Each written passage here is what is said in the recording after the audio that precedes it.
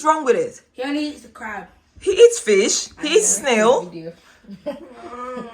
Now, guys, hello and welcome to a new video. Thank you for joining us. Guys, today I am teaching my boys, okay? I've got 13-year-old, I've got 12-year-old, and a 9-year-old. This is my nephew. I'm teaching them how to make fisherman soup, okay? Your grandfather, your great-grandfather was a fisherman. Did you know that, boys? It's our heritage, so you can't be scared of seafood. So guys, let's get into this video. Hi guys and welcome. Thank you so much for watching. If this is your first time, my name is Mecca. I live in the south of England. I grow most of my vegetables and I heal my body with from fibromyalgia using life-giving foods as medicine. Now, one of the things we did was obviously eliminated a lot of processed foods and also artificial seasonings. Today I'm teaching my boys how to make the traditional Rivers fisherman soup. Now this is traditional to me because my great-grandfather and my grandfather and my father were all fishermen. They actually had a fishing port in somewhere in West Africa in the south of Nigeria. And so I'm showing these boys part of our heritage. It's actually for a party. So they're going to learn about this long heritage that we've had. We're modifying this a bit because we're in the UK. We don't have every ingredient that my ancestors had access to. And we have a few more things I want to put in here. So come here, cameraman. One of the boys is behind the camera, so you might not see him, but all three of them are learning. So we've parboiled or steamed the crab. This is what the pot is looking like. I've got some crab claws here. Traditionally, crabs aren't used in this soup, so that's one of the modifications. But we started using it because we don't have all the other seafoods and it's been good. So I've steamed the crabs to get the stock out of the crabs. I'll show you how to take the crab shell out, okay? So this is what we do. These are giant crabs, okay? We actually grew up having this a lot. I remember my grandma, your great-grandmother, always cooked with crabs. Okra and crabs were a normal delicacy. So you see this end of the crab and this end. I have washed this before I steamed this, by the way, and I took out the top cover. Okay, I gave it a good scrub. Now you just push from here. If it was a smaller crab, you could just use your hand and you pull that apart. It's so easy. I think your granddad has shown you, hasn't he, Joshua? He hasn't shown my boys though. Well, he has, but you can't remember because you were little when granddad came. It's a bit hard still. Mom, it's the wrong way around. No, it's the right way. The liquid's going to fall out. It doesn't matter. We're going to pour the liquid in. So this is it. This is how you open a crab. Now you see all this part of the crab? It's all edible. Cameraman, can you zoom in? Are they seeing it? All of this is edible, okay? So we're going to put all this part into our pot as part of the stock. So I'm going to put that in because we want all, this is where you get your marinade. This is how you can cook without MSG. Use the natural flavors in food. Obviously, if you don't eat seafood, then that's a different thing. But this is a seafood video, okay? I'm grateful now I can eat a little bit of seafood, but not all the time. This is a special delicacy I grew up with and I really missed it when I went plant-based. So I'm grateful I can eat it now. So we're doing that to the other crab. Next off, we're gonna add our fish, okay? I've just added salt into the stock. This is our giant snapper. Snapper, barracuda, those were the traditional fish that was used, okay? Wild caught fish. So boys, if you have to cook this, use wild caught fish. Farmed fish, like, what's that fish you say you like? Catfish is not healthy. I'm going to talk about that later. It's very unhealthy. It's a scavenger. It doesn't have scales. It's not good for us, okay? So we're doing wild caught snapper. They are expensive, but obviously it's not an everyday meal. That's one of the reasons why we shouldn't eat this every day. Next, with my crabs, I'm going to just snap it in half. So we're going to have, that's how it will be served, okay? I don't really want to put, if you have a small pot, you don't put the crabs in. Like I said, crabs were not used traditionally. And we're going to do also a lobster. A lobster wasn't used traditionally either. So this is all additions. I'll probably take the lobster out once it's cooked because there's no room in this pot now for other things to move around. All right? Now, next off, cameraman over here, please. There's no room for this other crab. Let's put it in. Okay. Let's pop that back there. We'll also add our snails because the snails need a bit of time to cook. Now I'm making this easy for the boys, so if everything goes in at the same time, apart from obviously we had to steam the crabs to get the stock and to take out the shell. So everything is in the pot. Cameraman, can you show them the pot, what it looks like? It's a massive pot. This is a party size pot. Okay, so we will take out the lobsters later on, but for now we have everything in there because we want the stock. Okay? Any questions, boys? I have a question. Oh yes, Aaron, that's our cameraman. So originally, when your father used to like fetch the fish, would you go out with him to fetch it? I never, unfortunately, my generation was almost like you. We never even went to the seaside to meet them, so it's a bit sad. By the time my dad was a young man, he obviously went to school, got an education, and left that part of his history. But we always ate from the sea. They leased the fishing pond out to some other people. Now we're gonna thicken this soup. Joshua, you got any questions to ask? Not it. Okay, this is what we're gonna thicken with. This is called cocoyam, okay? I've just boiled it. Normally they'll pound this in a mortar, but this is what I'm doing. I'm blending it with my peppers, okay? We've got a bit of yellow peppers and red peppers. You need a bit of spice, and the yellow pepper makes a difference, okay, to our fisherman soup. Actually, let's talk about our ingredients whilst we're here.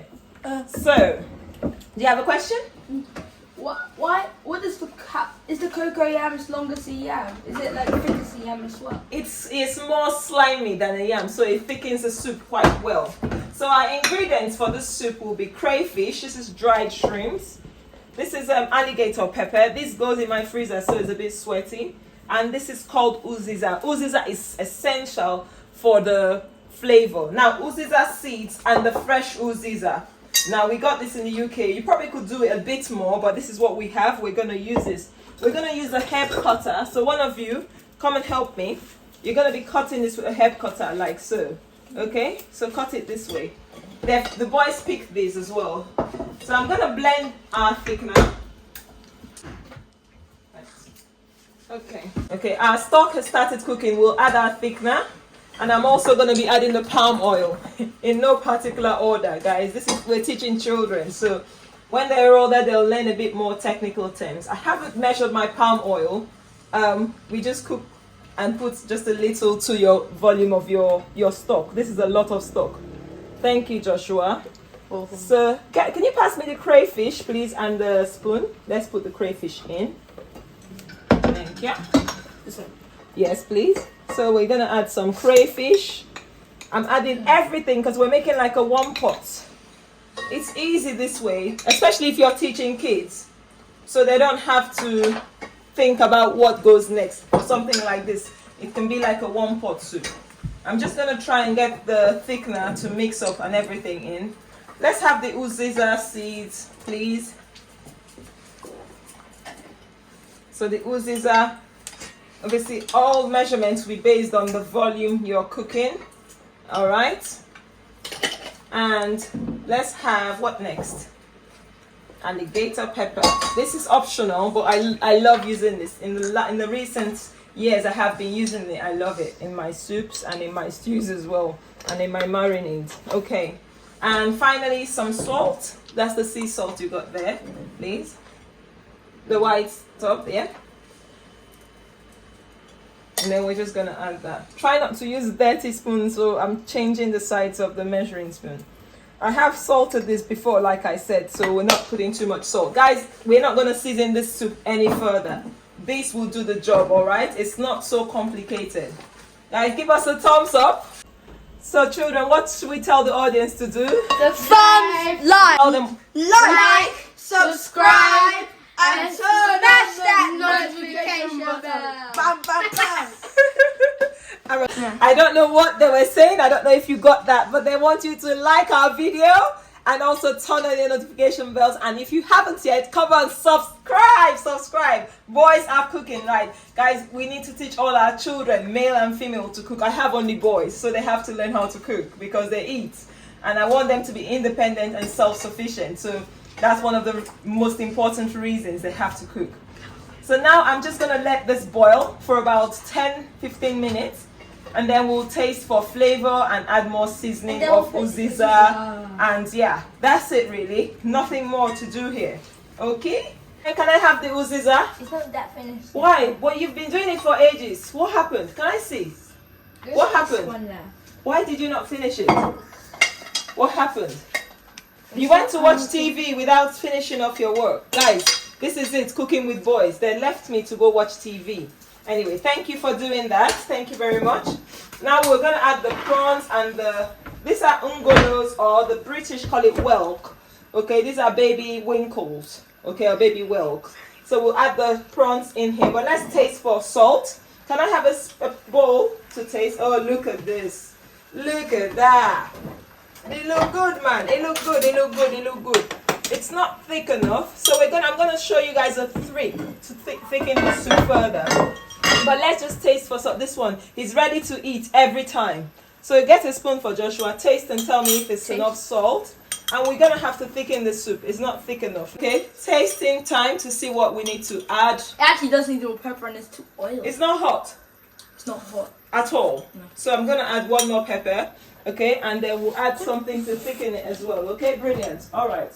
Why is the lobster red, man? When it cooks, most of these crustaceans, even prawns, I'll show you now. Look, that prawns, great. It goes into the hot soup. Wait.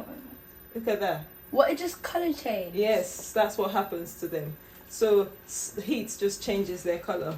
All right. Now the boys say it's not spicy enough, and I'm not happy with the consistency. It's too runny. It's like pepper soup. So we're gonna be using some tapioca starch. I buy this and I use this to make my gluten-free bakes. So this is something you can do to rescue your food.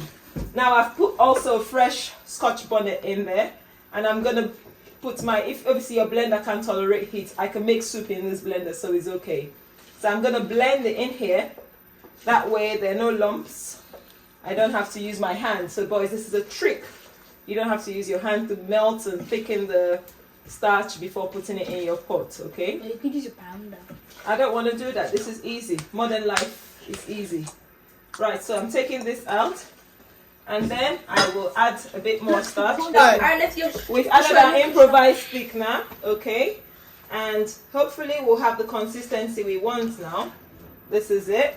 So save yourself, rescue your soups, guys. This is reality of cooking. It's still liquidy. Every day, if something changes with each meal, it's getting thicker. This is a better consistency. Is this Joshua? What do you think? Joshua is more used to fisherman soup. We have it maybe 2 or 3 times a year in the UK here. So Joshua knows more about it. Now, final additions. Okay, it doesn't need to cook long. Yes, Josh, we're gonna add this. Yeah, this doesn't take 5 minutes. So we add that in. Ready when this broth is already cooked? It's gonna be cooked in 5. And so we just let this cook for 5 minutes, and we'll also add this uziza.